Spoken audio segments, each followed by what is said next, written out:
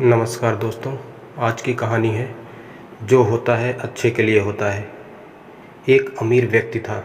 उसने समुद्र में तफरी के लिए एक नाव बनवाई। छुट्टी के दिन वह नाव लेकर समुद्र में सैर के लिए निकल पड़ा। अभी वह बीच समुद्र में पहुंचा ही था कि अचानक तेज़ तूफान आ गया। उसकी नाव थपेड़ों से टूट गई और डूबने लगी। जीवन की रक्षा के लिए वह लाइफ जैकेट पहनकर समुद्र में कूद गया। जब तूफान थमा तो उसने अपने आप को एक टापू के निकट पाया। वह तैरता हुआ उस टापू पर पहुंच गया। वह एक निर्जन टापू था। चारों ओर समुद्र के अलावा कुछ भी नज़र नहीं आ रहा था। उसने सोचा कि मैंने अपनी पूरी ज़िंदगी कभी किसी का बुरा नहीं किया, फिर मेरे साथ ऐसा क्यों हुआ। एक क्षण वह सोचता कि यदि ईश्वर है तो उसने मुझे कैसी विपदा में डाल दिया है, पर दूसरे ही क्षण उसे विचार आता कि तूफान में डूबने से तो मैं बच ही गया हूँ। उस टापू पर वह पत्ते और फल फूल आदि खाकर समय बिताने लगा। भयावह वीरान टापू में एक मिनट भी उसे भारी प्रतीत हो रहा था। उसके धैर्य का बांध टूटने लगा। ज्यों-ज्यों समय व्यतीत होता रहा, उसकी ईश्वर में रही सही आस्था भी बिखरने लगी। उसका संदेह पक्का होने लगा कि इस दुनिया में ईश्वर जैसा कुछ भी नहीं है। निराश होकर वह सोचने लगा कि अब तो पूरी जिंदगी इस निर्जन टापू पर बितानी होगी। यहाँ आश्रय के लिए क्यों ना एक झोपड़ी बना लूँ। उसने सूखी डालियों, टहनियों और पत्तों से एक झोपड़ी बनाई।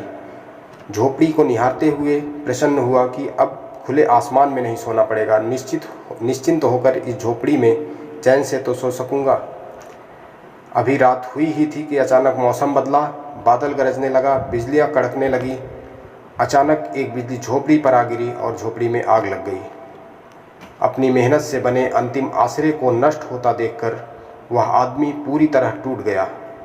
वह आसमान की तरफ देखकर ईश्वर को कोसने लगा और कहने लगा, तू भगवान नहीं राक्षस है।